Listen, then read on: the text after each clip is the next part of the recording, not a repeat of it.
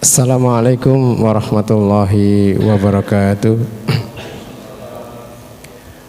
Innal hamdalillah nahmaduhu wa nasta'inuhu wa nastaghfiruh wa na'udzu billahi min sururi anfusina wa min sayyiati a'malina may yahdihillahu fala mudilla lahu wa may yudlilhu fala hadiyalah. Asyhadu an la ilaha illallah wahdahu la syarika lah wa asyhadu anna Muhammadan abduhu wa rasuluhu la nabiyya wa la rasula ba'dah. Allahumma salli ala Muhammad wa ala ali Muhammad kama sallaita ala Ibrahim wa ala ali Ibrahim innaka Hamidum Majid. Allahumma barik ala Muhammad wa ala ali Muhammad kama barakta ala Ibrahim wa ala ali Ibrahim innaka Hamidum Majid. Qala Allah Ta'ala fi kitabil karim, ya ayyuhalladzina amanu taqullaha haqqa tuqatih wa la tamutunna illa wa antum muslimun. Wa qala Rasulullah sallallahu alaihi wasallam, ittaqillaha haitsuma kunta wa atbi'is sayyi'atal hasanata tamhuha wa khaliqin nasa bi khuluqin hasan. Amma ba'd. Alhamdulillahirabbil alamin. Segala puji hanya milik Allah, Rabb yang telah memberikan segalanya kepada kita, dari nikmat sehat, nikmat kesempatan kita beribadah salat maghrib secara berjamaah, kesempatan kita bisa thalabul ilm. Itu adalah karunia dari Allah Subhanahu wa taala. Rabb yang Maha memberikan rezeki kepada kita. Seandainya kita seorang hamba tidak bersyukur, apakah kita tidak malu? Fabi ayyi ala'i rabbikuma tukadziban. Nikmat mana yang engkau dustakan? Salawat serta salam tetaplah tercurah kepada Nabiullah Muhammad sallallahu alaihi wasallam beserta keluarga, para sahabat dan orang-orang yang senantiasa istiqomah di jalannya. Bapak dan ibu-ibu, pada malam hari ini kajian rutin malam Kamis yang akan diisi oleh Ustadz Zuhri. Seperti biasa kita panduannya yaitu 50 kaidah Al-Quran. Bapak dan ibu-ibu, kami dari Lembaga Kajian Islam mengucapkan jazakumullah khairan jaza atas partisipasinya yang telah membantu lancarnya dakwah LKI ini, dari berupa makanan ataupun berupa yang lainnya. Terlebih kemarin kita membutuhkan HP untuk siaran live streaming LKI. Alhamdulillah dapat HP baru. Itu adalah karunia dari Allah juga atas limpahan Allah Subhanahu wa taala. Langsung saja saya berikan waktu dan tempat kepada Ustadz Zuhri. Tafadhal Ustadz.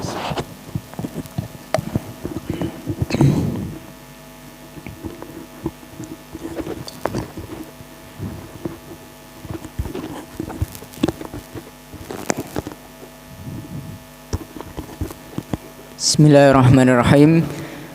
Assalamualaikum warahmatullahi wabarakatuh.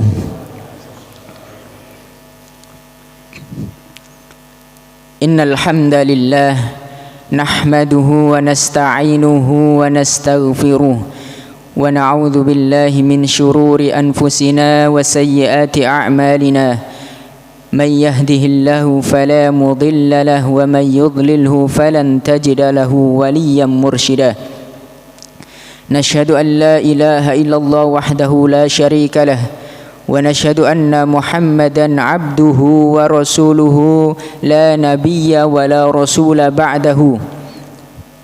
اللهم صل وسلم على نبينا محمد وعلى آله وأصحابه ومن تبعهم بإحسان إلى يوم القيامة.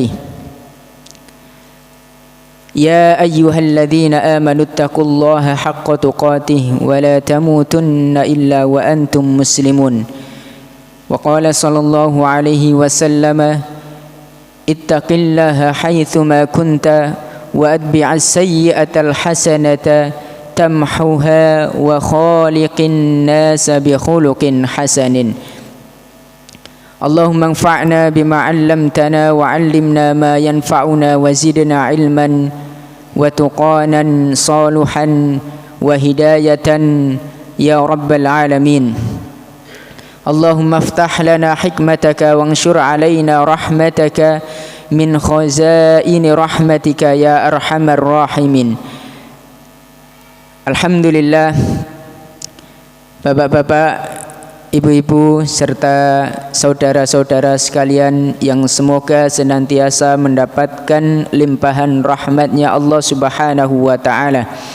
Alhamdulillah sampai dengan saat ini, dan kita terus memohon kepada Allah Subhanahu wa ta'ala agar Allah terus memberikan nikmat Islam kepada kita sampai ajal menjemput.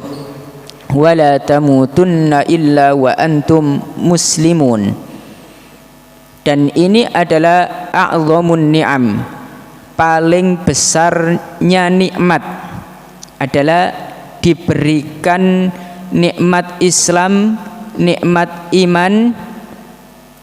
Ini adalah a'zamun ni'am indallah. Kemudian setelah itu kita juga alhamdulillah tidak terputus kita harus membasahi lisan kita untuk senantiasa memuji Allah Subhanahu wa ta'ala, karena masih diberikan kesehatan, masih diberikan waktu luang, meluangkan waktu juga tentunya untuk bermajelis ilmu. Semoga dengan apa yang kita usahakan, dari mulai mempersiapkan, dari kemudian melangkahkan kaki, dari kemudian naik sepeda motor, sampai dengan panjenengan semua duduk di sini bernilai pahala di sisi Allah Subhanahu wa ta'ala. Dan di antara fadilah, di antara nikmat bermajelis ilmu, Allah sampaikan bahwasanya orang tersebut disebut-sebut oleh Allah langsung di langit sana, disebut namanya. Kemudian malaikat menaungi dengan sayapnya, yarkabu ba'duhu ba'dun hatta tablughas sama'id dunya. Sampai malaikat itu bertumpuk-tumpuk sampai langit, bertumpuk-tumpuk sampai langit, ya, bertumpuk. Yarkabu ba'duhu ba'dun hatta tablughas sama'id dunya, ya. Itu adalah majelis ilmu. Itu adalah karunia yang sangat besar sekali, Masya Allah, yang harus kita syukuri dan kita hadirkan untuk selalu bersyukur. Karena rasa syukur itu harus ada yang ngajak juga, harus ada yang mengingatkan juga. Terkadang kita itu memang lupa. Allah sudah memberikan seperti ini, seperti ini, seperti ini, terkadang kita lupa. Makanya kita ngaji, kita berkumpul dengan teman-teman, kita berkumpul dengan orang-orang soleh. Salah satunya adalah saling mengingatkan dalam hal ketakwaan, saling mengingatkan dalam hal keimanan, saling mengingatkan dalam hal kesabaran. Wa tawasau bil haqqi wa tawasau bis sabr. Ini adalah wasiat agung yang disampaikan Allah Subhanahu wa ta'ala di dalam Quran surat Al-Asr. Salawat serta salam mudah-mudahan tetap tercurah limpahkan kepada Nabi kita Muhammad sallallahu alaihi wasallam, dan juga para keluarganya, sahabat-sahabatnya, serta orang-orang yang menitih jalan beliau gigih, menggigit sunnah-sunnah beliau dengan gigi gerahamnya, alaikum bisunnati wa sunnati khulafair rasyidin al-mahdiyyin addu 'alaiha bin nawajid. Bahwasanya kita harus berpegang teguh kepada sunnah. Addu 'alaiha bin nawajid, gigit dengan gigi geraham. Karena gigi geraham ketika menggigit itu adalah gigitan yang paling kuat ketika ditarik. Ketika menggigit, kita menggigit dengan gigi depan misalnya, kemudian ada tarikan, maka itu rawan untuk lepas. Akan tetapi kalau gigi geraham kita gigit, maka ketika ada tarikan itu lebih kuat. Maka isyaratnya adalah addu 'alaiha bin nawajid, gigi geraham.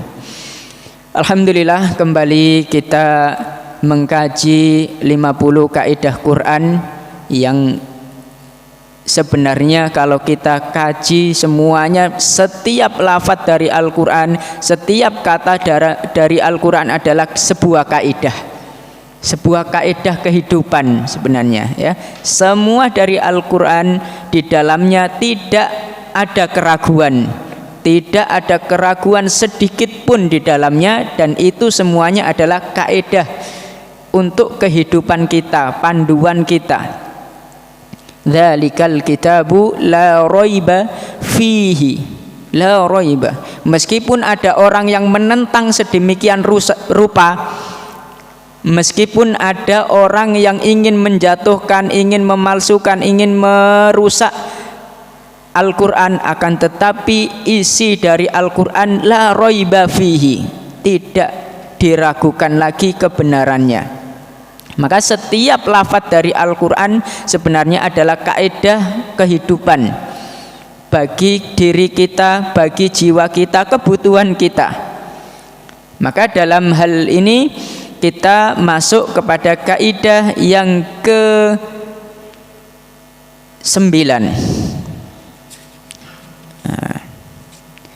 Kaidah walaysa dzakaru kal untha, walaysa dzakaru kal untha, ada di Quran surat Ali Imran ayat 36. Sebelum kita masuk ke kaidah ini walaysa dzakaru kal untha, maka kita harus mengetahui dulu isi secara global dari Quran surat Ali Imran. Dan siapa Imran itu? Ali Imran, karena ini berada di dalam Quran surat Ali Imran yang insya Allah nanti akan berkaitan. Insya Allah nanti akan berkaitan. Ayat ini ada di ayat 36. Akan tetapi berkaitan kuat dengan ayat sebelumnya, yaitu 35. Allah berfirman, "Idz qalat imra'atu Imran rabbi inni nadhartu laka ma fi batni muharraran fataqabbal minni innaka antas samiul alim." Falamma wada'atha qalat rabbi inni wada'tuha untha wallahu a'lamu bima wada'at wa laysa adh-dhakaru kal untha wa inni sammaituha Maryam wa inni u'idzuha bika wa dhurriyyataha minasyaitonir rajim. Ingatlah, di situ ada lafaz id. Artinya id itu kita diajak untuk berpikir kembali tentang sejarah masa lalu, berpikir wadhkur id. Aslinya seperti itu, wadhkur id. Ketika ada lafaz id di dalam Al-Quran, maka kita diajak untuk berpikir kembali. Ingatlah, ingatlah, ingatlah.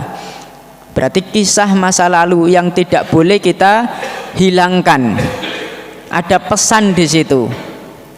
Idz qalat imra'atu Imran rabbi inni nadhartu laka ma fi batni muharraran fataqabbal minni.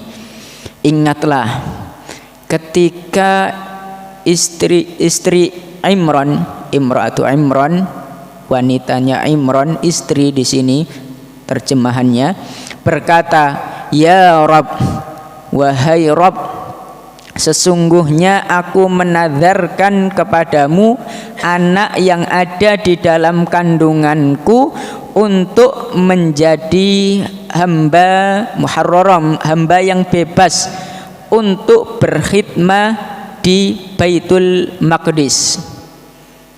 Aku nadzarkan yang ada di perutku ini, ya, kandungan di dalam kandunganku ini nantinya akan menjadi pelayan berkhidmah di Baitul Maqdis. Sudah menadzarkan seperti itu. Akan tetapi innaka antas sami'ul alim. Kemudian di ayat selanjutnya falamma wada'atha qalat rabbi inni wada'tuha untha. Maka ketika melahirkan, maka ketika Isti Imran melahirkan, ia berkata, ya Rabb, sesungguhnya aku melahirkan seorang anak perempuan, ya. Wallahu a'lamu bima wada'at. Padahal Allah sudah tahu, lebih mengetahui apa yang dilahirkannya. Walaisa dzakaru kal untha, dan anak laki-laki tidaklah sama seperti anak perempuan, ya. Laki-laki itu enggak sama perempuan. Nah, ini disampaikan seperti itu. Walaisa dzakaru kal untha wa inni sammaituha Maryama wa inni u'idzuha bika wa dzurriyyataha minasyaitonir rajim. Aku menamainya Maryam dan aku mohon perlindungan untuknya serta keturunannya dari setan yang terkutuk. Maka siapakah Imran di sini? Siapakah Imran?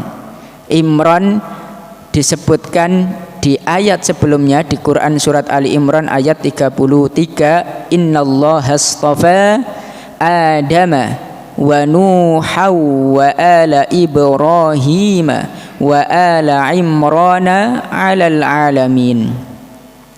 Sesungguhnya Allah telah memilih Adam, kemudian Nuh, kemudian keluarga Ibrahim alaihissalatu wassalam, dan keluarga Imran melebihi segala umat di dunia. Masya Allah, ini bukan nabi, akan tetapi diberikan keistimewaan menjadi hamba pilihan Allah subhanahu wa ta'ala. Ahli Imran, keluarganya Imran, keluarganya Imran, insya Allah. Bukan seorang nabi, akan tetapi innallaha astafa, dipilih oleh Allah subhanahu wa ta'ala, disandingkan dengan nama-nama nabi, ya, nama Nabi Adam, nama Nabi Nuh, keluarga Nabi Ibrahim, keluarga Nabi Ibrahim keturunannya semuanya nabi. Kemudian ahla Imran, keluarga Imran. Maka ini adalah salah satu rahasia di dalam Al-Quran, ya, bahwasanya orang yang soleh ketika diberi karunia Allah subhanahu wa ta'ala, dipilih oleh Allah subhanahu wa ta'ala, Masya Allah, bisa bersanding dengan nama-nama nabi, disebutkan bersanding dengan nama-nama nabi dan dijadikan namanya dalam Al-Quran. Ya. Maka Imran di sini adalah ayah dari Maryam, ayah atau bapak abi dari Maryam. Berarti siapa? Kakek dari Nabi Isa alaihi salatu wassalam, ya, ayahnya Maryam, kemudian kakeknya Nabi Isa. Masya Allah. Istri Imran ini namanya Hannah, yang disebutkan dalam riwayat namanya Hannah bintu Faqud, seorang wanita solihah dari keturunan Nabi Harun, ya, dalam sebuah riwayat seperti itu. Jadi Imran adalah keluarga yang beriman dan tulus, yang mengabdikan dirinya untuk Allah subhanahu wa ta'ala, mengabdikan dirinya, mengabdikan kemudian istrinya, anaknya, semuanya dinadarkan untuk Allah subhanahu wa ta'ala. Semuanya dinadarkan untuk Allah Subhanahu wa taala. Maka apa yang dapat kita petik dari ayat ini sebelum kita membahas tentang walaisa dzakaru kal untha? Nah, maka di sini kita garis bawahi lagi bahwasanya di situ ada id di situ ada ibro wa tazkiyah, ada ibro, ada pelajaran yang harus kita ambil, ada peristiwa di masa lalu yang harus kita pikirkan kembali. Ayo kita belajar, ayo kita lihat kisah-kisah dalam masa lalu itu. Kita diminta untuk mengingat kembali. Peristiwa itu terjadi di masa lampau, kemudian bukan hanya sejarah, akan tetapi ada pesan yang harus kita ambil bagi setiap muslim. Apa pesan itu? Setidaknya ada 3 pesan yang ada di dalam ayat tersebut. Setidaknya ada 3, yaitu keikhlasan dalam mendidik anak. Ikhlas dalam mendidik anak bukan berarti dinazarkan untuk Allah Subhanahu wa taala kemudian kemudian tidak mengurusi, bukan. Akan tetapi dinazarkan kepada Allah Subhanahu wa taala ini adalah bentuk keikhlasan dalam mendidik. Keikhlasan dalam mendidik anak. Kemudian kesungguhan dalam berdoa. Kesungguhan dalam berdoa. Kemudian yang ketiga adalah keimanan pada takdir Allah Subhanahu wa taala, yang sebenarnya mengharap menginginkan anak laki-laki sebagai pelayan di Baitul Maqdis, akan tetapi kemudian setelah melahirkan ternyata perempuan. Akan tetapi ini adalah takdir yang diterima 100% oleh istri Imran. Takdir, maka penerimaan kepada takdir, keimanan kepada takdir ini menjadi pelajaran. Maka dari ayat ini Allah ingin menunjukkan keadilan dan hikmahnya. Ya, Masya Allah, di dalam Al-Quran ini semua mengandung hikmah, mengandung keadilan. Apa itu adil? Wad'u syai' fi maudhi'ihi. Wad'u syai' fi maudhi'ihi, meletakkan sesuatu pada tempatnya, itu namanya al-adil. Adil, menempatkan sesuatu pada tempatnya. Lawannya, kebalikannya adalah zalim. Zalim berarti tidak menaruh sesuatu pada tempatnya. Adil beda dengan sama. Ini nanti akan kita bahas, ya. Adil tidak harus sama. Adil tidak harus sama. Misalnya, ini kita katakan adil. Kita punya anak 2. Punya anak 2. Yang satu usia TK, yang satu usia SMA. Maka ketika memberikan uang saku kepada anak yang masih TK 5.000 misalnya, cukup 5.000 karena sekolahnya dekat. Akan tetapi ketika memberikan uang saku kepada anak yang sudah SMA, maka tidak bisa kita samakan, ya. Misalnya 10.000 atau 15.000. Nah, ini namanya adil.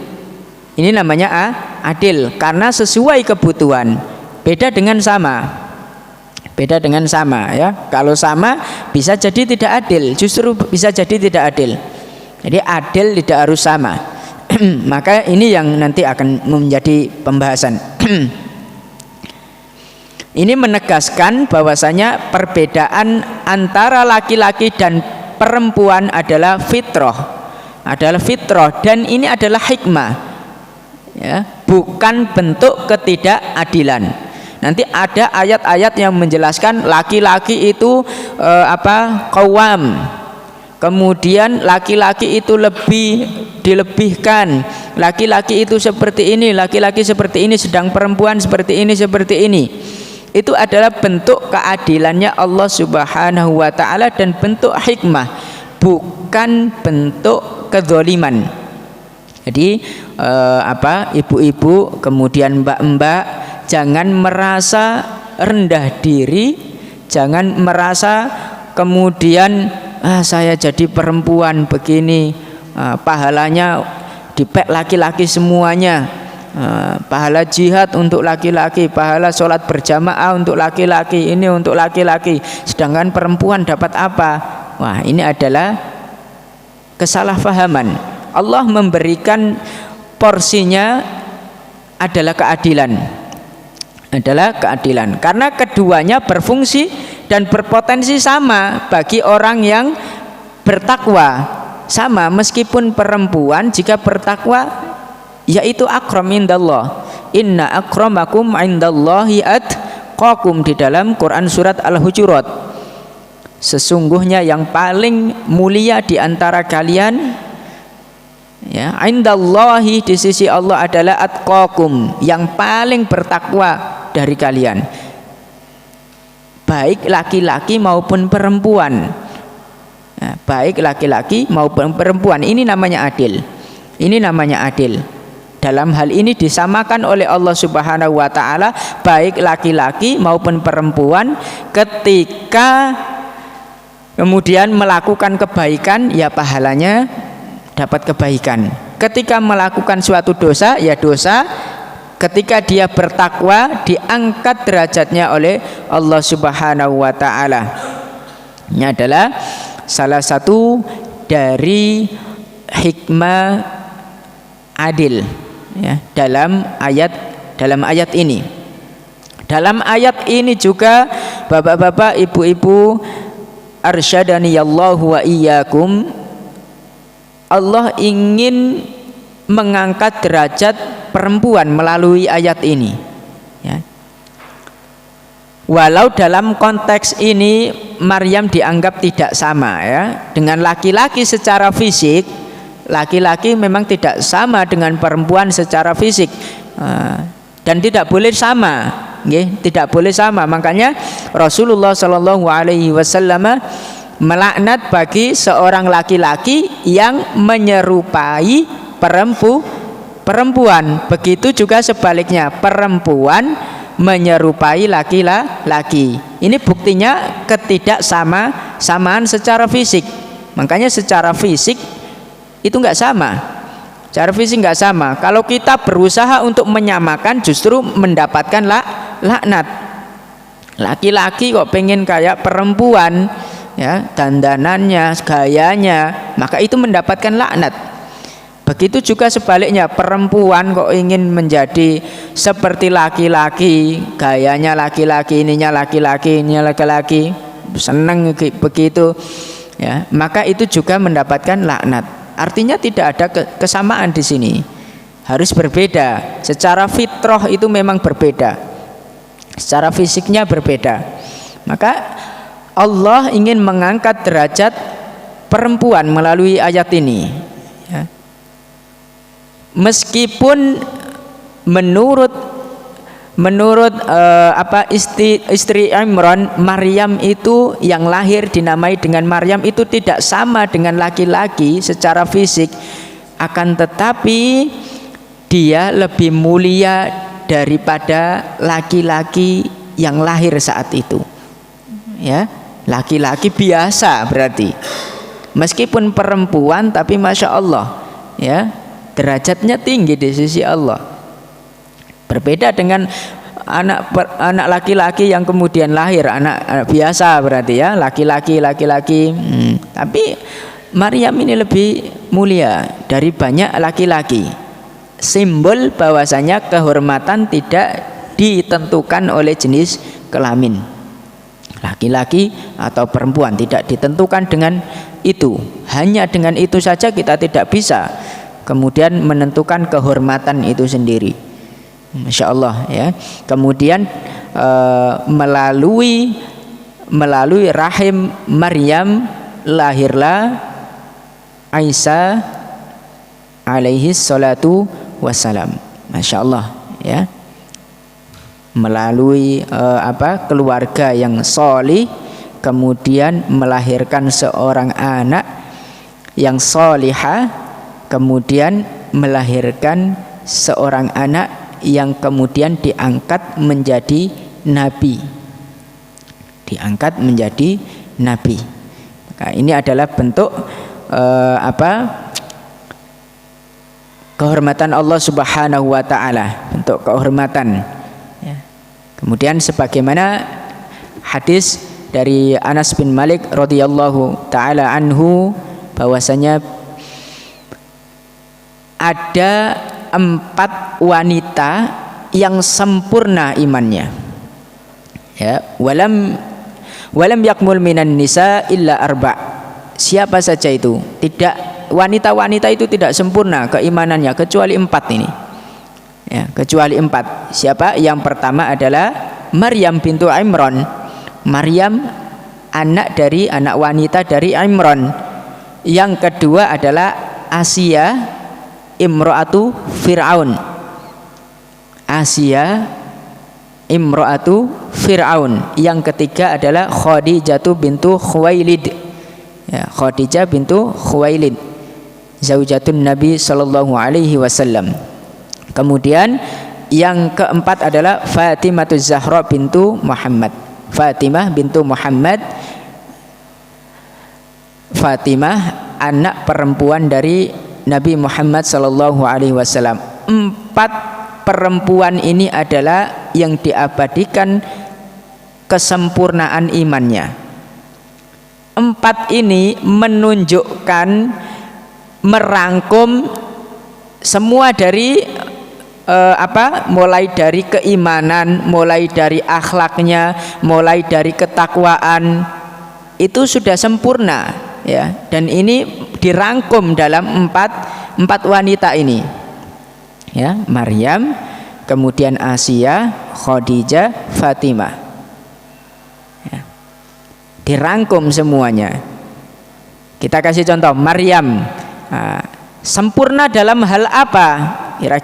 Kira-kira Maryam binti Imran ini adalah simbol kesucian dan ibadah. Kesempurnaan kesucian dan ibadah. Ini adalah Maryam binti Imran.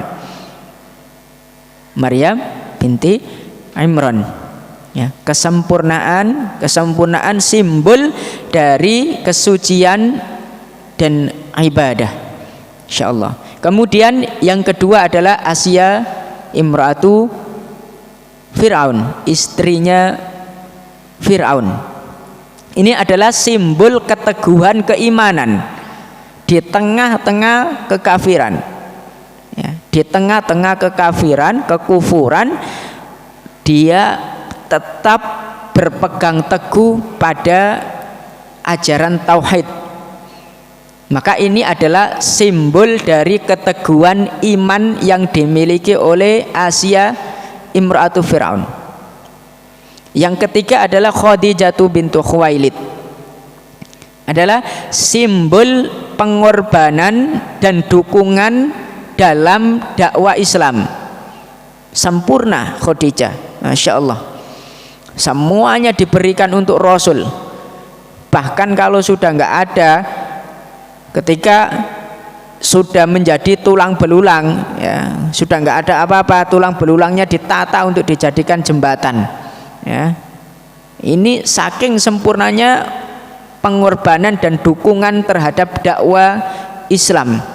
Saat itu mendukung Rasulullah Shallallahu Alaihi Wasallam dan kaum muslimin. Khadijah bintu Khuwailid. Kemudian yang keempat adalah Fatimah bintu Muhammad. Menjadi anak perempuannya Nabi itu juga ujian, ya, itu juga pengorbanan yang berat. Maka ini adalah simbol ketaatan dan kesabaran sebagai putri Rasulullah. Masya Allah, kesabaran dan ketaatan dan kesabaran sebagai putri Rasulullah Shallallahu Alaihi Wasallam.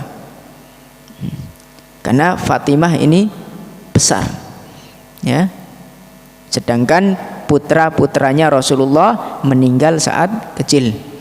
Ya, maka ini adalah kesabaran tersendiri. Ini dijadikan simbol ketaatan, simbol kesabaran sebagai putrinya Rasulullah Shallallahu Alaihi Wasallam. Kita ketahui Fatimah ketika menikah dengan Ali radhiyallahu taala anhu tidak memiliki apa-apa, ya, tidak memiliki apa-apa, insya Allah, dalam kondisi yang sangat-sangat sederhana, sangat-sangat sederhana.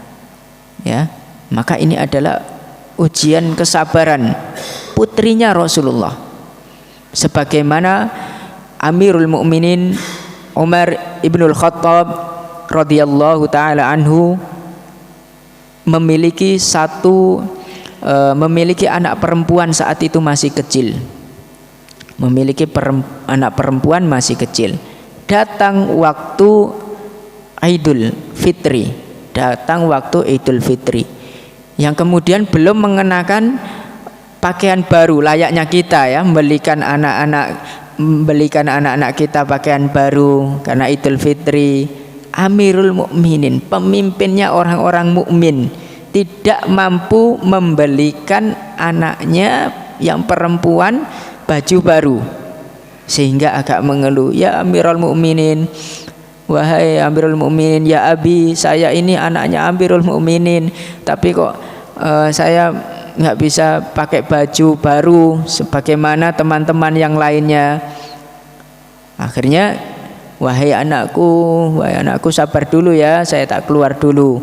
Akhirnya Umar bin Khattab keluar menemui penjaga Baitul Mal.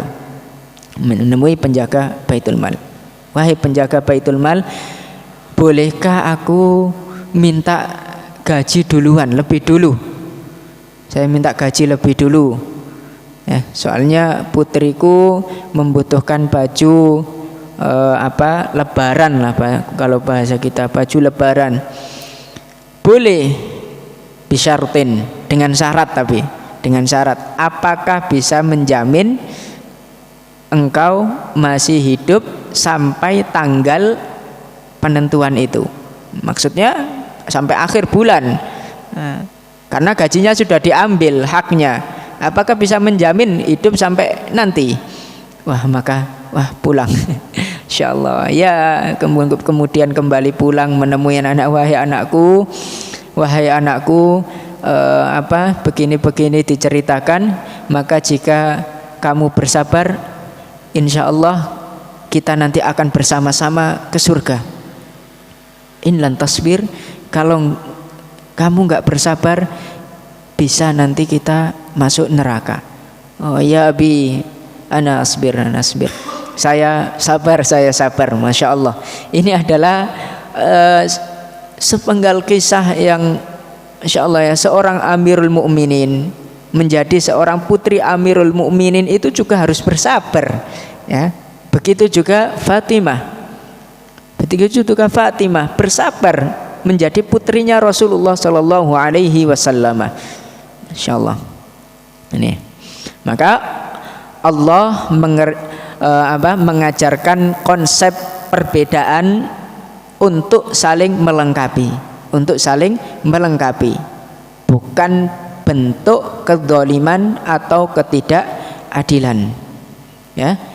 Antara laki-laki dan perempuan bukan untuk saling merendahkan, tapi untuk saling melengkapi peran.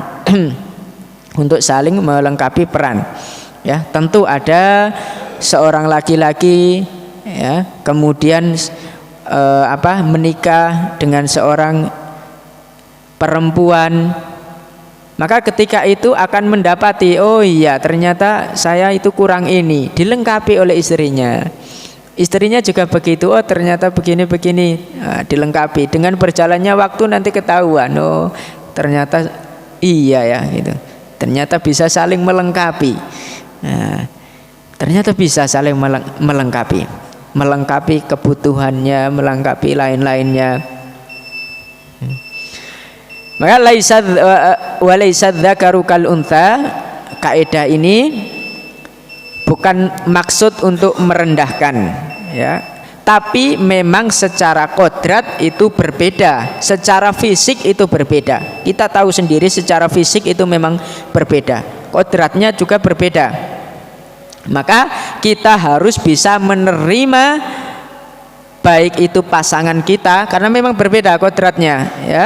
Kemudian anak kita, teman kita dan lain, rekan kerja dan lain sebagainya. Kita harus menerima. Ini adalah fungsi dari kaidah ini. Ya, bahwasanya laki-laki dan perempuan itu tidak sama, jangan samakan. Kemudian istri kita suruh angkat-angkat galon misalnya, ya, suruh angkat-angkat apa, ya, yang itu menjadi kodratnya laki-laki sebenarnya. Suruh kerja ini, suruh kerja ini, nah, itu tidak bisa kita samakan. Kemudian yang laki-laki disuruh disuruh di rumah, kemudian dandani anaknya, ya sesekali boleh, ya, akan tetapi ini tidak menjadi kebiasaan, yang itu menjadi kodratnya perempuan. Maka ini supaya kita bisa menerima di dalam kehidupan sehari-hari nanti, bertemu dengan anak, bertemu dengan istri, teman dan lain sebagainya, kita bisa menerima kodrat ini. Di dalam Al-Quran seperti itu. Maka Al-Quran menekankan al-adl, keadilan, menekankan keadilan. Innallaha ya'murukum bil adl. Innallaha ya'murukum bil adl. Wad'u syai' fi maudhi'ihi. Kita break dulu untuk adzan. Yes.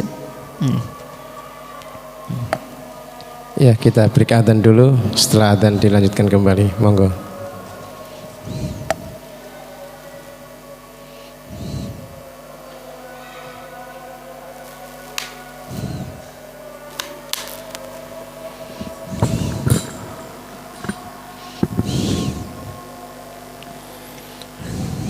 Allahu Akbar,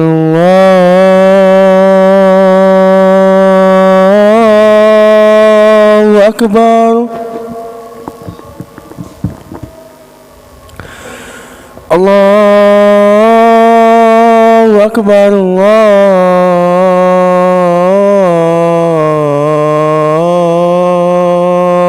Allahu Akbar. Asyhadu an la ilaha illallah.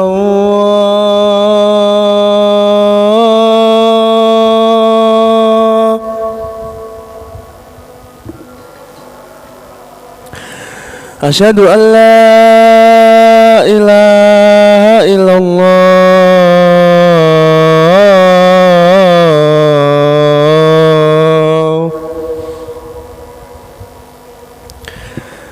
Asyhadu anna Muhammadar Rasulullah.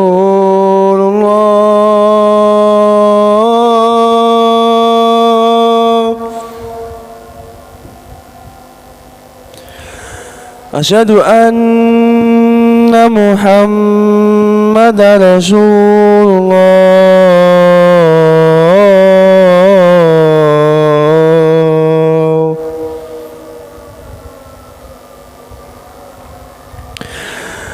Hayya 'alas shalah.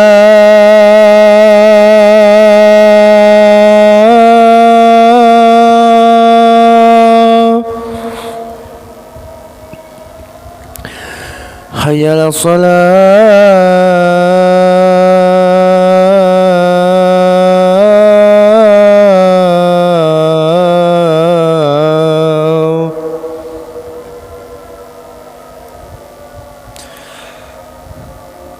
Hayya 'alal falah.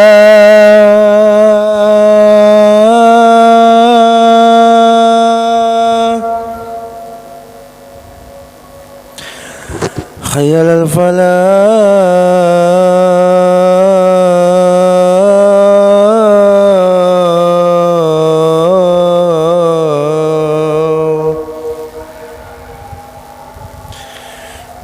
Allahu Akbar, Allahu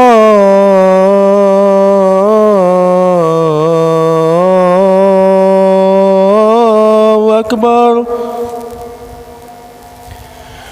La ilaha illallah.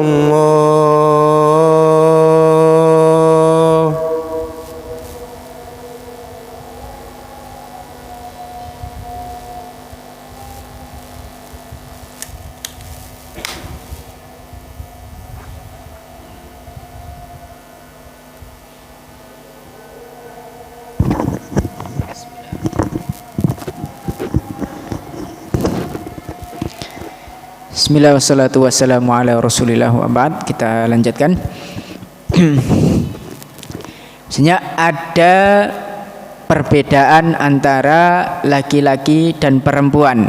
Maka kita di sini dituntut untuk adil. Wad'us syai' fi maudhi'ihi, meletakkan sesuatu pada tempatnya. Apa maksudnya meletakkan sesuatu pada tempatnya? Letakkan wanita pada tempatnya dan juga perempuan, laki-laki ya, pada tempatnya juga. Ini disebut dengan adil. Untuk wanita ketika kerja maka porsinya seperti apa, ketika berbicara porsinya seperti apa, karena memang berbeda. Nah, fisiknya lembut ya, perempuan secara fisiknya lembut. Kemudian ini yang paling menonjol, perasaannya peka. Main perasaan itu sangat peka sekali. Itu adalah perempuan. Kemudian dari segi perkataan, kosakatanya dalam sehari itu setengahnya ya, kalau dibanding dengan laki-laki. Sependiam-pendiamnya perempuan, kalau sudah mengeluarkan kosakata itu sehari itu butuh berapa ribu kosakata itu yang harus dikeluarkan. Sedangkan laki-laki ya cukup mendengarkan. Nah, ini dari segi kosakata. Nah, tapi yang paling menonjol adalah perasaan.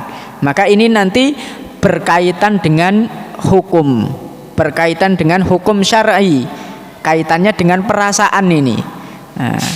Nah, ini nanti diatur, masya Allah ya. Kemudian laki-laki fisiknya tentu kuat, fisiknya lebih kuat ya, nalarnya yang kuat. Kalau laki-laki secara nalar itu memang kuat. Kalau perempuan itu perasaan aja, perasaan. Nah, makanya nanti dalam hukum ketika kasus perceraian, jika perempuan itu boleh menceraikan, mungkin sehari pengen cerai berapa kali itu nanti ya. Karena mainnya perasaan, maka yang mencerai adalah laki-laki. Ini termasuk ke situ nanti, ke dalam hukum syar'i. Kemudian laki-laki juga lebih mendahulukan nalar daripada perasaan. Ya, perasaan ada, akan tetapi secara kodratnya laki-laki diberi bekal lebih mendahulukan nalarnya daripada perasaannya. Ini yang kemudian nanti akan berhubungan dengan hukum-hukum syar'i. Maka selain itu, jika sebaliknya, maka termasuk kedoliman. Laki-laki kemudian ditempatkan begini-begini tidak sesuai, maka itu bentuknya dolim. Nah, apa saja kondisi perbedaan antara laki-laki dan perempuan? Perbedaannya dalam hal apa kalau kita lihat dari hukum-hukum syar'i? Yaitu yang pertama adalah dalam keluasan berkhidmat.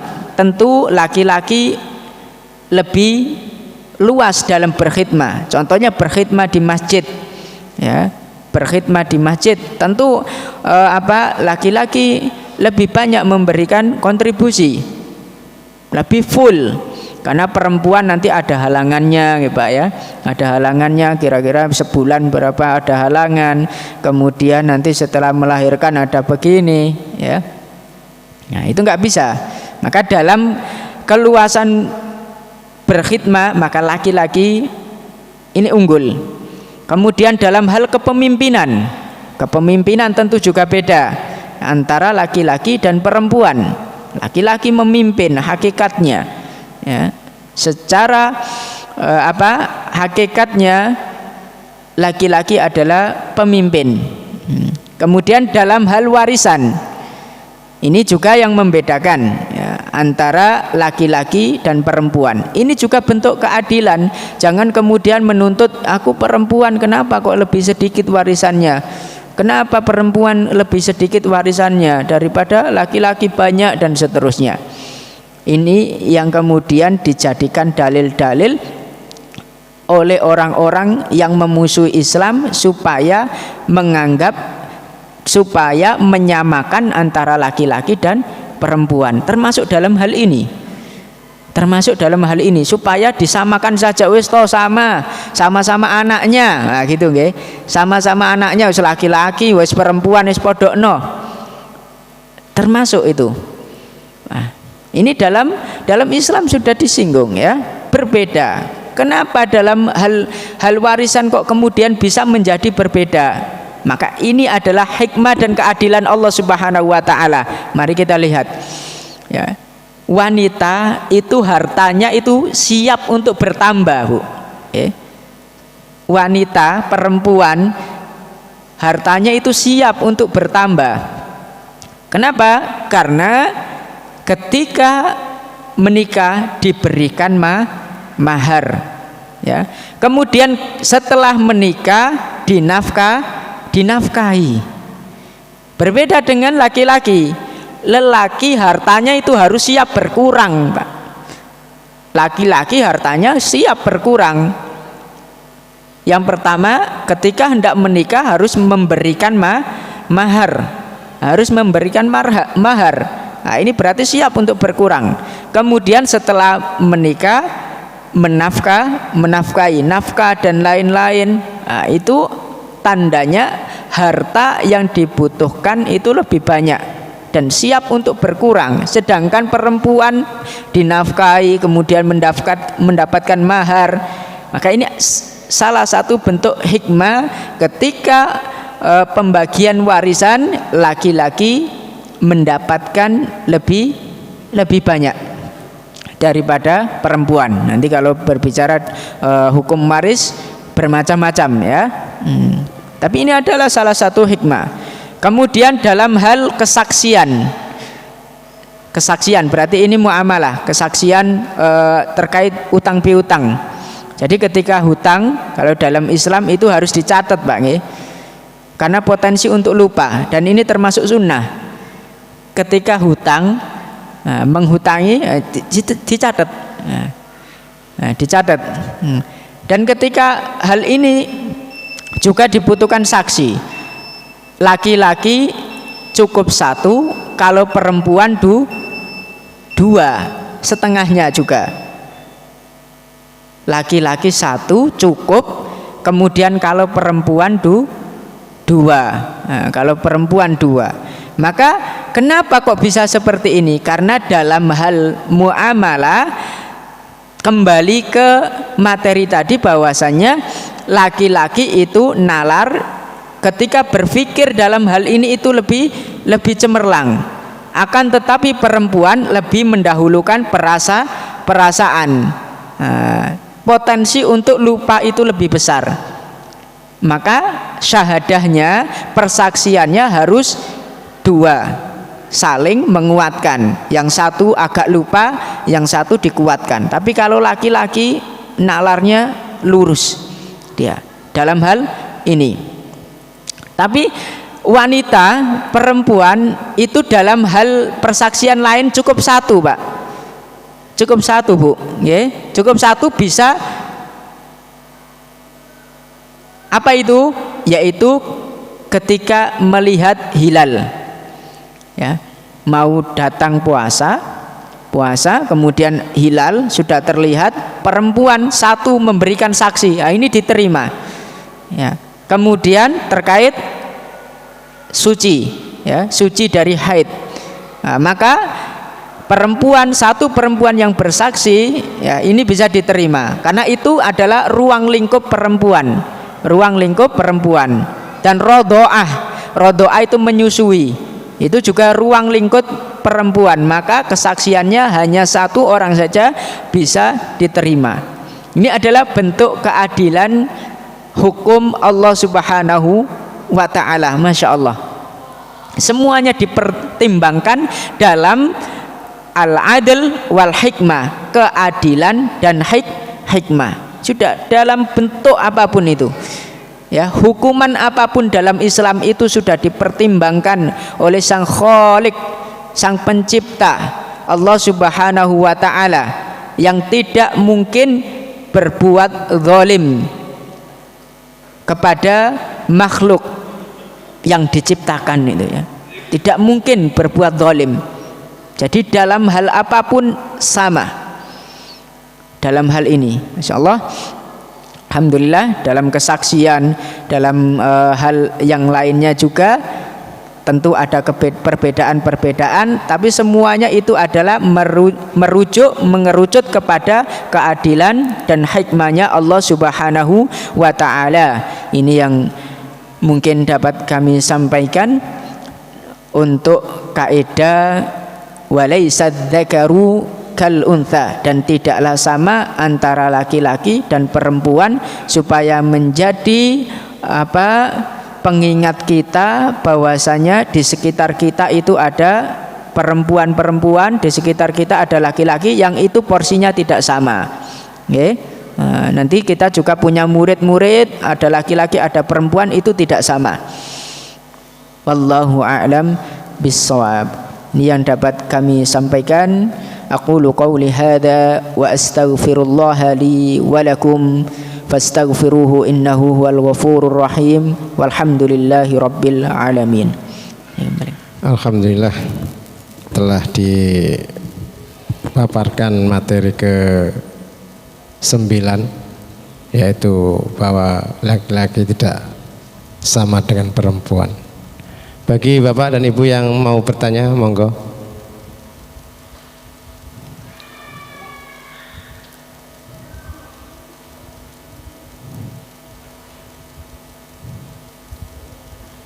Cukup ya. Kalau nggak ada, alhamdulillah, semoga menjadi ilmu yang bermanfaat bagi kita semua. Mari kita akhiri dengan doa kafaratul majlis. Subhanakallahumma bihamdika asyhadu an la ilaha illa anta astaghfiruka wa atubu ilaih. Dari saya sebagai pembawa acara, kalau ada kata-kata yang salah saya mohon maaf yang sebesar-besarnya. Akhirul kalam, assalamualaikum warahmatullahi wabarakatuh.